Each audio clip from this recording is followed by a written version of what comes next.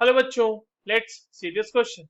What mass of CO2 will be formed when 6 gram of carbon is burnt in 32 gram of oxygen?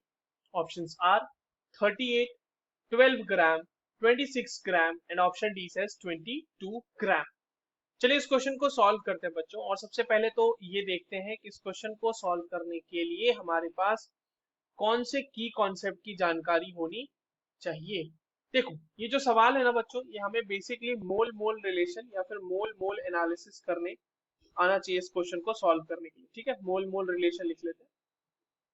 अब देखिए यहाँ पर जो reaction होगी कार्बन और ऑक्सीजन के बीच वो कैसे होगी बच्चों. देखिए, कार्बन है, कार्बन सॉलिड है ऑब्वियसली, ये ऑक्सीजन के साथ रिएक्ट कर रहा होगा और यहाँ से फॉर्म हो रहा होगा CO2 गैस. ठीक है, अब ये बैलेंस्ड इक्वेशन है हमारे पास. अब इस बैलेंस्ड इक्वेशन को देख के हम ये देख पा रहे हैं कि हमें एक मोल कार्बन के रिएक्शन के लिए एक मोल ऑक्सीजन चाहिए और ये दोनों आपस में रिएक्ट करके एक ही मोल CO2 भी फॉर्म करेंगे.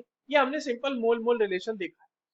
अब देखो, हमारे पास यहाँ पर एक मोल का मतलब क्या हो गया बच्चों, इसका 12 ग्राम होना चाहिए. ठीक है, मोलर मास जो होता है बेसिकली कार्बन का. तो 12 ग्राम कार्बन के रिएक्शन के लिए हमारे पास ऑक्सीजन का कितना होना चाहिए, 32 gram, which is the molar mass of oxygen.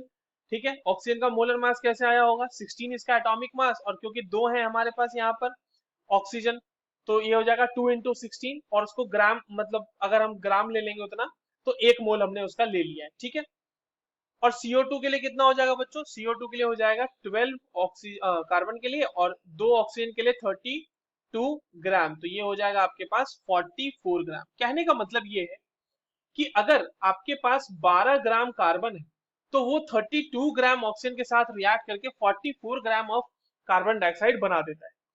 पर ऐसा नहीं है. हमारे पास गिवन कंडीशन क्या है बच्चों, अब आते हैं हम लोग अपने गिवन कंडीशन पे. गिवन कंडीशन है इसका 6 ग्राम दिया हुआ है, इसका 32 ग्राम दिया हुआ है. अब पूछा जा रहा है कि CO2 का बनेगा कितना, है ना. तो देख लेते हैं. देखिए इसमें क्या कीजिए, आप पहले नंबर ऑफ मोल्स निकाल लीजिए. नंबर ऑफ मोल्स निकालना बहुत ही आसान है बच्चों. कैसे होगा, गिवन मास अपॉन उसका मोलर मास.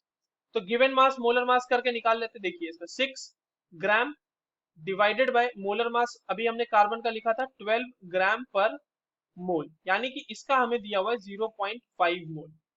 ठीक है, ये हमने कार्बन का निकाला. ऑक्सीजन की अगर हम बात करेंगे तो गिवन मास 32 ग्राम इतना ही दिया हुआ है और इसका मोलर मास भी 32 ग्राम पर मोल ही होता है, तो यहां से आ जाएगा इसका एक मोल.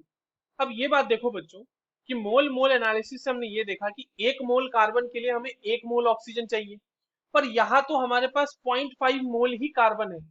तो 0.5 मोल कार्बन ही 0.5 मोल ऑक्सीजन के साथ रिएक्ट करेगा और 0.5 मोल ही CO2 बनाएगा, क्योंकि एक मोल ही CO2 बन रहा था ना ऊपर भी. तो 0.5 मोल CO2 ही बनेंगे. बाकी का जो इसमें 0.5 मोल ऑक्सीजन रहेगा, 0.5 मोल विल बी अनरिएक्टेड, उसकी रिएक्शन नहीं होगी. और क्योंकि आपका कार्बन खत्म हो जाएगा बच्चों, 0.5 मोल मोल मोल एनालिसिस से जो हमें मिला उससे कम दिया हुआ है कार्बन, तो ये पहले खत्म हो जाएगा. इसीलिए ये आपका कहलाएगा बच्चों लिमिटिंग रिएजेंट. क्या कहलाएगा ये, लिमिटिंग रिएजेंट. और हमेशा किसी भी रिएक्शन में जो लिमिटिंग रिएजेंट होता है उसी के अकॉर्डिंग हमारे पास प्रोडक्ट बनता है. अब देखिए हमारे पास 0.5 मोल CO2 बने हैं, तो 0.5 मोल का इसको अगर मास में देखेंगे तो कितना हो जाएगा, 0.5 मोल को अगर हम लोग मास में कन्वर्ट करें तो मास ऑफ CO2 कितना बन जाएगा हमारे पास, mass of CO2 will be equals to given number of moles into उसका मोलर मास. और मोलर मास हमने ऊपर कैलकुलेट किया था बच्चों अभी तुरंत, 44 ग्राम. तो 0.5 इंटू 44 ग्राम करेंगे तो ये आ जाएगा 22 ग्राम. तो 22 ग्राम हमारे पास CO2 इस रिएक्शन में बनी होगी. So the correct answer will be option D. I hope you understood this well. All the very best.